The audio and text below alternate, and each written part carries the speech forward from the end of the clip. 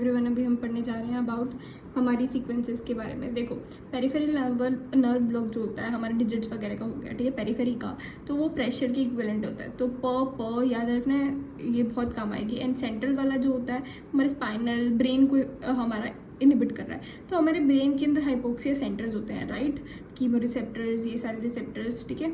तो अब उसकी सीक्वेंस हाइपोक्सिया की इक्विवेलेंट होगी एंड प्रेशर की। और प्रेशर की सीक्वेंस क्या होती है, देखो, ए जो होता है ना वो हमारा बहुत ज़्यादा माइलिनेटेड होता है, तो वो मोटा होता है।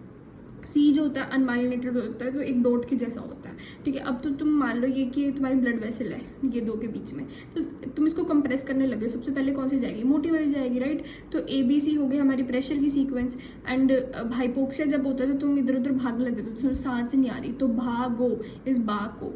तो बी ए सी हो गया हमारा हाइपोक्सिया का। तो ऐसे तुम्हें 4 सीक्वेंसेस लर्न हो गई, ठीक है। तो अब हमारी बात आती है मोटर लर्न करें कैसे, ऑटोनॉमिक लर्न करें। देखो, पेरीफेरी वाले जो होगा ना, पेरीफेरी में क्या होता है, पैरालिसिस वगैरह हो सकता है आराम से, ठीक है। ये नहीं याद हो रहा तो ये याद रखो। सेंट्रल नर्वस सिस्टम क्या होता है, ऑटोनॉमिक, ब्लैडर वगैरह। क्या पेरीफेरी का कुछ रोल है ब्लैडर वगैरह पे कंट्रोल, नहीं ना।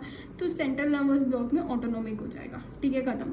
अब प से प पहले पेन जाएगा, फिर टेम्परेचर जाएगा, उसमें पहले टेम्परेचर जाएगा फिर पेन जाएगा, बाकी सब इक्विवेलेंट होते हैं, ठीक है। अब मैक की बात करते हैं, मिनिमम एल्वियोलर कॉन्सेंट्रेशन, ठीक है। उसका मतलब क्या होता है, at what minimum concentration it all starts working, ठीक है। एनेस्थीजिया हमारा तो इन्वर्सली प्रोपोर्शनल होता है हमारा टू पोटेंसी।